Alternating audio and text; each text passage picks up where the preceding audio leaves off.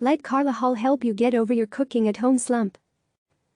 Celebrity chef Carla Hall feels what everyone's spending most of their time at home amid the coronavirus pandemic is feeling. She wants to see her family. She wants to go to a movie. She wants to go to the theater. And when her husband showed up the other day with a package of toilet paper and a bag of flour, after she'd tried unsuccessfully to find it online, she was elated.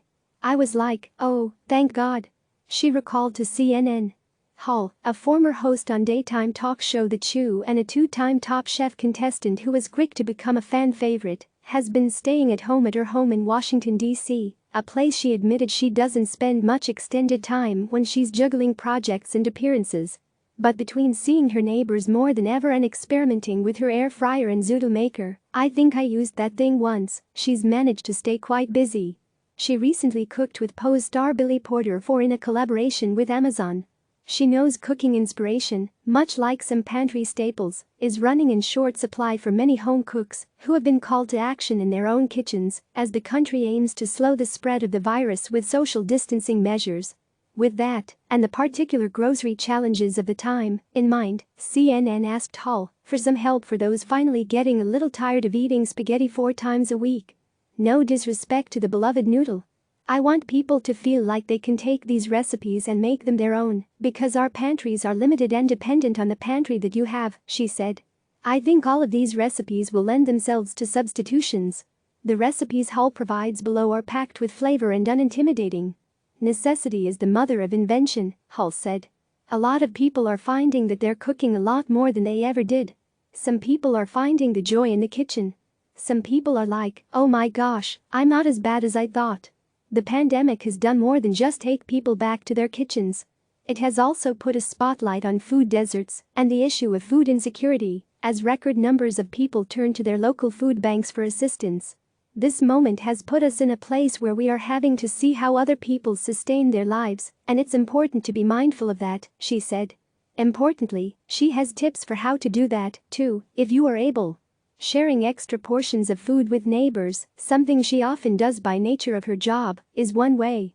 Buying food delivery gift cards, which also helps local restaurants, or leaving care packages of non-perishable foods on the doorsteps of vulnerable neighbors, accompanied by a caring note, are other options. You could also do bags of, let's say, a cornbread recipe, and give them the recipe and the ingredients, she said. "I think that there are some creative things that you can do." Hall is the author of 3 cookbooks, one of which is titled Cooking with Love, a phrase that's really all the inspiration you need at the end of the day. Buffalo wing burgers, everybody knows a burger. Usually, if you want a chicken burger, it is just a, you know. But I'm taking the idea of a chicken burger, and you can even take that burger and turn it into a chicken meatloaf. I think people are willing to try things more now because they've been making the same things, or they're just like, you know what? I'm just going to try something new because I have the time. So that's why I chose that. Read the recipe here. Collards and kielbasa. I chose the collards and kielbasa because you can use any greens, you can use any sausage. And a lot of people have sausage in their freezers, or they just have them laying around. I mean, you can even use a breakfast sausage if you wanted to. But I happen to love collard greens, and a lot of times I make them braised. But the other day I made some that were just sautéed in a pan, and then I tossed it in some pasta. So you can sauté any ingredient, it could be collards or mustards or Swiss chard or kale. Then you can have a kielbasa, or not. You can use some kind of meat substitute, like Beyond Meat, over some kind of vegan sausage or tofu. Read the recipe here. Groundnut stew. It's a great base. If you don't like peanut butter, don't use it. If you can't eat peanuts and you can do almonds, throw almond butter in there. If you want to just leave out the peanut butter altogether, leave it out because the ginger and the tomatoes will be so flavorful. I think there are ingredients there that people wouldn't think to put together. I'm trying with something very simple to have people think outside the box. Read the recipe here. Granny's pound cake, it's called comfort food for a reason. And this was my granny's pound cake. A friend had actually sent me a picture. She's at home with her mom, and her mom made a pound cake. She said her mother's baking so much, which she doesn't normally do. I said, it's because she probably enjoys having you at home. You can make the pound cake, let's say if you make it in loaves, and sear the pound cake, and you can eat it with berries and whipped cream, so that it's like a shortcake. You can grill it.